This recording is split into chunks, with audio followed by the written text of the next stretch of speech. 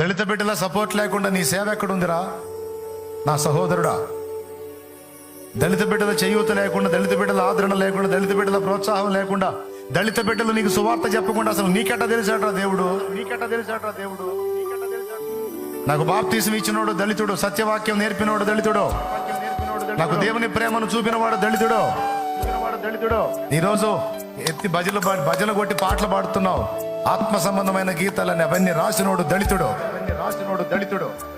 ఎక్కడో ఊర్లో నశించిపోతే అన్య కులస్తుడు అన్య మతస్థుడు నశించిపోతుంటే నీ దాకా వచ్చి దెబ్బలు తిని ఉమ్ములో ఇంచుకొని చీచా అనిపించుకొని పేడకళ్ళ జల్లించుకొని కూడా నీకు సువార్త మోసుకొచ్చిన వాడు దళితుడు.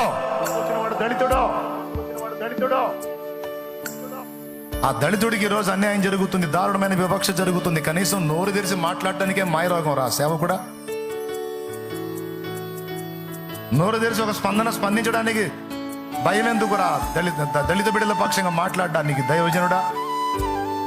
నువ్వెట్లా దైవజనుడు అయ్యావు? నువ్వెట్లా కృతజ్ఞత కలిగినోడు అయ్యావు?